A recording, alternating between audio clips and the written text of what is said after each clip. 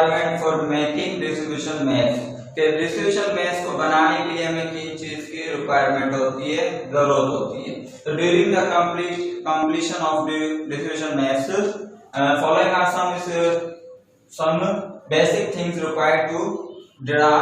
Distribution maps. के distribution map को draw करने के लिए हमें कुछ जो है बेसिक चीजों की जरूरत रिक्वायरमेंट होती है। मिसाल के तौर पर सबसे पहले हमें करेक्ट स्टैटिस्टिकल डेटा की जरूरत होती है, कि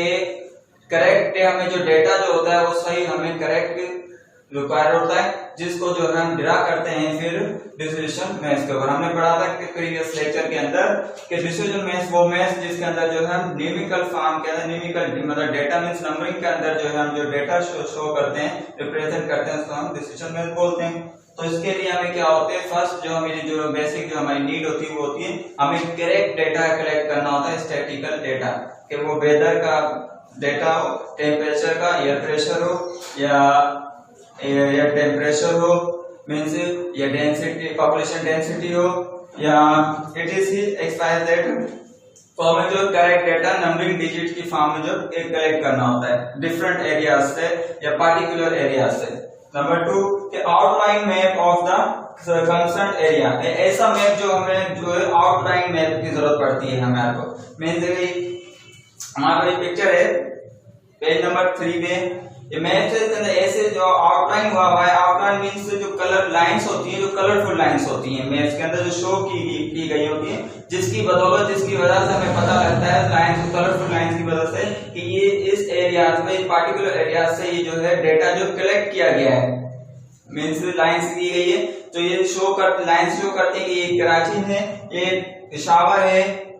ये मींस जैकबाबाद है, सीपी है, तो डिफरेंट एरियाज को जो शो करती है वो लाइंस शो करती है, जिसकी मदद से हमें पता लगता है कि ये जो है ये पार्टिकुलर एरिया जिन जगह से जो है डेटा कलेक्ट किया गया है। तो ऐसा हमें जो एक आउटलाइन मैप भी हमें रिक्वायर होता है। नंबर 3 थर्ड जो हमारे पास है वो है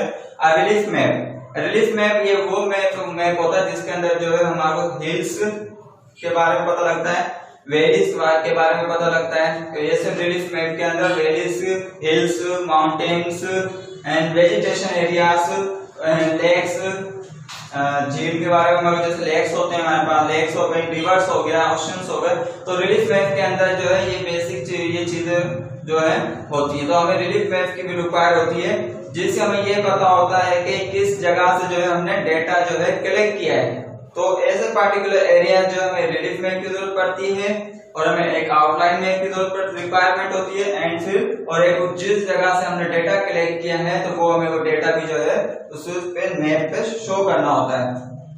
तो ये जो है डिस्ट्रीब्यूशन जो ये मैप्स है, ये पाकिस्तान है, मैप मींस पाकिस्तान का, जिसके अंदर सिंध को शो किया गया है, बलोचिस्तान को, एंड इसके अंदर